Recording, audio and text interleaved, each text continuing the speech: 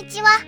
今回は推しの子第20話への視聴者の反応をご紹介します。この動画では最新アニメの視聴者の反応や感想をご紹介しています。みんなの解釈や考察を知るとアニメ視聴の楽しみが増えると思いますので、ぜひ最後までお楽しみください。イボ兄弟かよ。イボ兄弟だったのかよ。舞台は舞台で面白かったけど最後に本筋ぶっこんできたな。姫川とイボ兄弟だとそんな伏線いきなり出てきたようにしか。ということは姫川ってルビーちゃんともイボ兄弟になるのか。似てるとは思ってた。声優が似たタイプだから仕方ないぐらいに思ってたが、あえて似せてたんだな。言われてみるとアクアと姫川ってちょっと似てる気がするわ。姫川とアクア、声のトーン寄せてきてるな。姫川とボローもキャラ似てる。姫川と父親が一緒だと父親どんだけやってんだ。アクアが今16だか17で姫川が20になったばかり。父親は計画的な種、ケおじさん。もしかして他にも20代中盤とかアラサーのイボ兄弟いるのかな。姫川って瞳に星がないね。アクアとルビーのスターは見えないで父親とは関係ないってこと。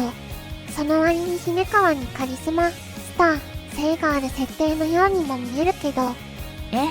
姫川と父親が同じって何？そんな伏線あったっけ？でもこれ父親が即判明しちゃうけどいいのか？姫川は施設っ子らしいから父親はわからんかもしれん。アクアは最初からあいつが父親同じだと推理してあいつの唾液とか集めてたのか。なぜわかったんだ？接点ありそうなやつ片っ端から鑑定に回してそのうちに行き当たった。終盤の展開、おっさん連れてくるの必要だった。普通に姫川引っ張ってきて、あんた俺の兄さんでしょ、父親誰って聞いたんじゃん。読者、視聴者がびっくりしないじゃん。金田一を引っ張ってきてララライの昔のことを聞くと思わせておいて、姫川との関係を提示することで読者が想定以上に驚く。それを狙ってるわけだし。なんだ、やっぱりメルトは兄じゃなかった。そっちだとどれだけ平和だったのか。アクア、さや姫が死んだ。愛が死んだ時の記憶。おお。アクア、さや姫が生き返った。愛が生きてる妄想。おお。アクアさん壊れちゃう。前半アクア良かったな。しかしは嫌ありとはエースでアクションするな。アクアは千秋楽まで1ヶ月近くあの感情演技をやったとしたらメンタル破壊されてそう。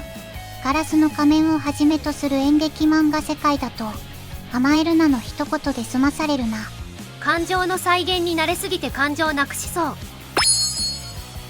金田一が公演途中の飲みの席でアクアも良くなっていると言ってるってことは、アクアは初回にさや姫を愛に見立てて演技したものをスキルとして獲得し、それをブラッシュアップしているということだよな。茜が愛に化けてアクアのトラウマ芸を引き出している。アクア回帰がぴったり。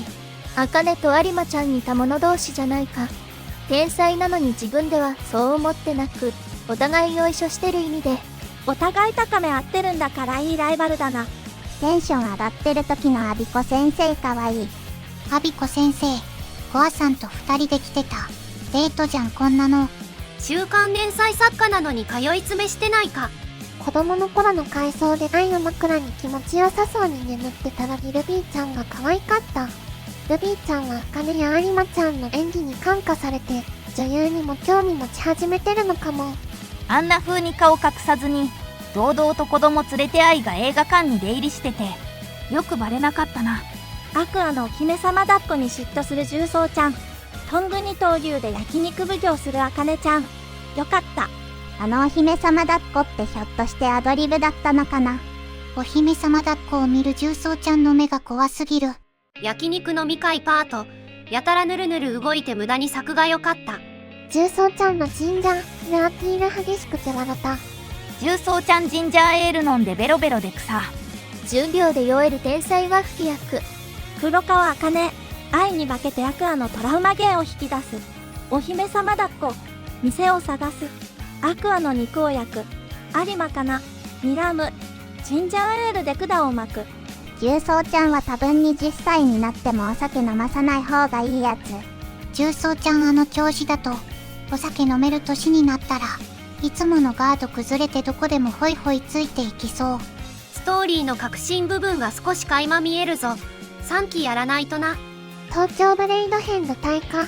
東京ブレイド舞台化実写。推しの子、ドラマ、映画、実写。違うキャストになるんだろう。同時期にやったら困惑するだろう。舞台の CM 見たけど、あれっていわゆるネタ CM じゃないの。公式発表したからネタじゃなくなった。マジでやるがどのみちステアラではない。東京ブレイドタンティなら魅力あるかと思うな。東京ブレイド実写化よりも今日アマ実写化の方が見たい。アクアが演技に乗せることで、後悔悲しみがより鮮明に。茜の演技に蘇った愛を見る。夢の中に生きている人が現れるって儚い。それでも、カーテンコールが終わって夢のような時間から覚めても、笑顔が残るのがいいな。本編の話が再び動き出した意外な方向になっててびっくり。久しぶりの愛の登場に感動。あの時の愛の死の苦しみや悲しみを演技にぶつけろ。愛が生きていれば、何度もそう思ったアクアの思い。1話のあの感動が再び蘇る。愛と茜を連想させるところも交い、愛を彷彿とさせる演技の天才。アクアの思いがこもった演技力も良かった。大切なものを失うアクアの痛々しく辛い感情演技。物語には没後主義の奇跡があるが、現実は成功裏に進む中、復讐の果てにアクア自身の人生や感情が救われる日はあるのか。心を削る彼にそんな心配が募ってしまう。舞台と演技論に本性を大満喫も、最後の大暴露にたまげた、いや面白い。さや姫復活のシーン。アクアは愛復活を想像しての演技だったんだろうけど、茜の方も自らに愛を下ろしてたんじゃないか。他の人の目にはさや姫と陶器だけど、二人にはアクアと愛だったのでは。アクアの叫びがすごかった。今までで一番感情を出したアクア。絵も動きもあると、幸せな復活がすごい苦しさになる。姫川とアクアの戦闘もめっちゃ動くな。ラストの役者挨拶のオリジナル、さや姫をまんま姫抱きのアクアに、客席に見えないすごい顔してた有馬かな、笑い。愛を憑依させた茜だからアクアの感情を引き出せて、その感情は演技というより、何度も見た都合のいい夢のアクア自身で、アクアのかけている部分なんだねって、オープニング冒頭の歌詞、また夢から覚める、濡れたまぶたを開ける、現実に引き戻されるアクアの辛さが出てるなって。愛を失った悲しみと犯人への憎しみと救えなかった後悔。そんな全ての感情を役にぶつけたアクアの演技が圧巻で、愛を憑依させた茜に、生存した世界線を重ねたアクアの涙にも胸を打たれました。そして舞台編の大団円とともに、驚愕の事実で復讐編の幕が上がる構成もお見事でした。黒川茜に愛を憑依させて演じきる。アクアの舞台上の演技はこれで答えを出した。脚本の争いしてた頃からよく大団円になったよ。女の子に注がれた酒と取り分けてもらった焼肉は裏切れない。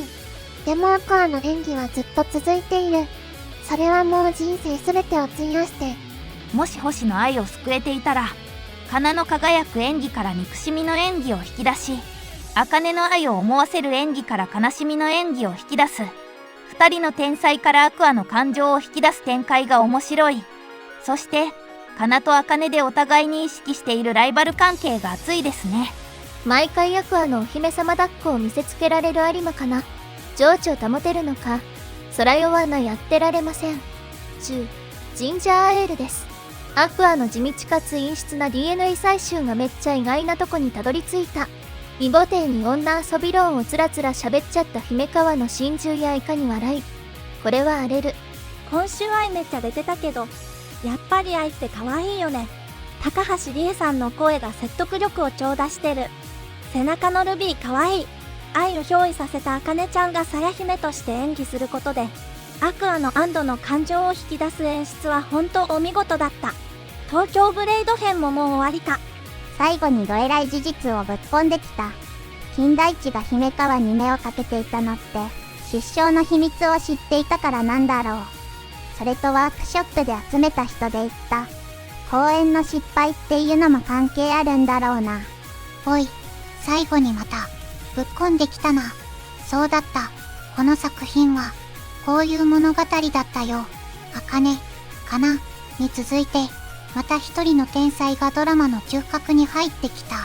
それもど真ん中に、不遇な生い立ちといい、アクアがシンパシー感じるのか同族嫌悪するのか、ただの情報源なのか気になる。最後までご視聴いただき、ありがとうございました。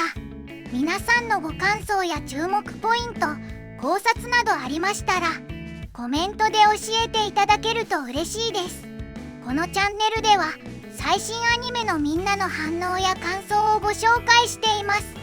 様々な考察や多様な意見を聞くと、これまでなかった視点が増えて、アニメ視聴の新しい発見があるかもしれませんので、ぜひ、チャンネル登録とグッドボタンをよろしくお願いします。